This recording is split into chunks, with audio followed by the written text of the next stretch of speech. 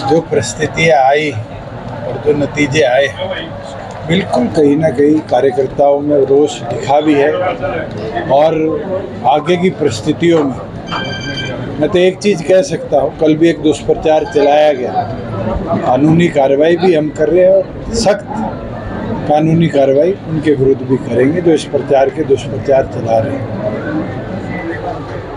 लोकसभा के परिणामों के बाद जल्द जिला स्तर पर कार्यकर्ताओं से चर्चा भी पार्टी करेगी और प्रदेश की जो आज स्थिति बनी है, चाहे लॉ एंड ऑर्डर सिचुएशन, पिछले 2 दिनों के अंदर प्रदेश के 6 जिलों में जिस तरह वारदातें हुई,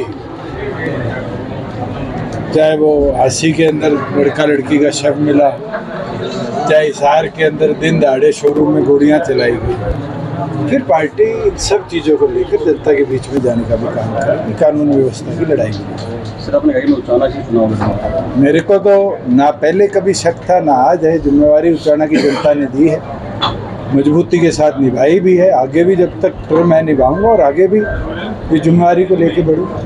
विधानसभा चुनाव में 16% वोट थे, लेकिन लोकसभा चुनाव में इतनी क्या करना, कई परिस्थितियाँ रही है, चाहे वो 2 राष्ट्रीय पार्टियों के बीच में वोट बंटना, चाहे संविधान बचाने की लड़ाई को अहम मुद्दे के तौर पर ले जाना, चाहे किसान आंदोलन, इन सब की जिला स्तर पर जाकर समीक्षा भी करेंगे और फिर आगे कैसे कार्रवाई करेंगे उसके ऊपर कार्यकर्ताओं से चर्चा भी करेंगे। कांग्रेस का बंटवारा अभी तो शुरू हुआ है और अभी तो हमने बहुत नामों की आप लोगों से चर्चा सुनी है पिछले 20 दिनों के, ये भी जाएगा ये भी जाएगा। ये तो देखने की बात है कि अगले 2 से 3 महीनों में राजनीतिक उलटफेर तो बहुत होगा और बहुत लोग अपनी अपनी पार्टियों से दूसरी पार्टियों में जाएंगे और दूसरी पार्टियों के किसी और पार्टी में जाएंगे। लोकसभा में भी देखने को मिला, विधानसभा में भी देखने को मिला। राजेंद्र सिंह का कहना है कि जो क्षेत्र धर्म का कोई वजूद हरियाणा में नहीं है, इस चुनाव में काफी हद तक सामने आता है। ये तो इतिहास है, बड़ी पर्ची छोटी पर्ची के अंदर राष्ट्रीय दलों में बंटवारा रहा है और छोटी पर्ची की जब बात आई तो फिर रीजनल पार्टीज को लोगों ने अपनाया भी। और मैं ये मानता हूँ कि रीजनल पार्टीज और ओरिजिनल पार्टीज जनता का दर्द को क्षेत्र के लेवल पर, प्रदेश के लेवल पर अगर कोई समझ सकता है तो रीजनल पार्टी उसका निवारण कर सकती है। तो रीजनल मैं आज आपके माध्यम से खुल के कह देता हूँ, एक राज्यसभा कैंडिडेट के लिए प्रदेश की सीटों का या तो 10% या मिनिमम 10 प्रपोजर चाहिए। प्रपोजर सेकेंडर के बाद 8 प्रपोजर और चाहिए। भूपेंद्र सिंह हुड्डा जी सारी कांग्रेस के विधायक,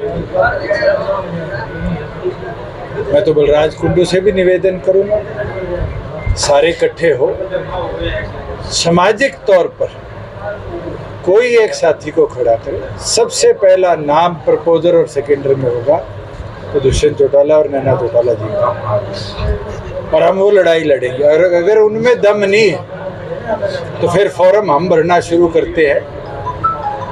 उनके पास अगर हमारे पास 2 की 3 की कमी रही, जो विधायक हैं उनके साइन करा दे, बीजेपी से हम टक्कर भी लेंगे और राज्यसभा में उम्मीदवार होंगे।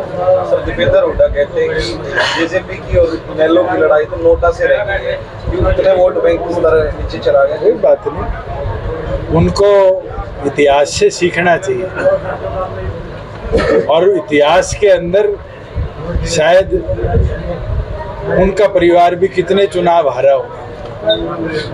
उस टाइम तो नोटा नहीं होता था, निर्दलीय रह जाते थे नीचे, निर्दलीय से भी नीचे रहे हुए हैं।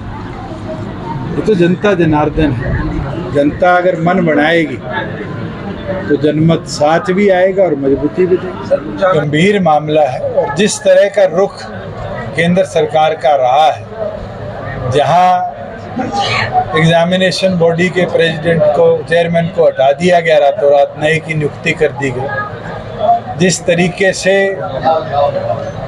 लोगों ने जगह जगह पर यह चीज़ प्रूव करी कि कुछ रीजनल सेंटर से बड़ी मात्रा में छात्र पास हुए हैं, वहाँ पेपर लीक हुआ है, इसकी सुप्रीम कोर्ट के किसी सिटिंग जज के अंडर प्रॉपर जांच हो, क्योंकि इसके अंदर एक एपिसेंटर हरियाणा भी रहा है और हरियाणा के अंदर भी दोनों राष्ट्रीय पार्टियों के लोगों की इन्वॉल्वमेंट इस पेपर के अंदर आई है। कहीं ना कहीं कांग्रेस बीजेपी मिलकर इस मामले को दबाना चाहेगी। मैं तो प्रत्येक वो छात्र जो इस लीकेज की वजह से या कमी की वजह से आज पीड़ित है, उसके साथ खड़े हैं और मजबूती से इस लड़ाई को लड़ेंगे।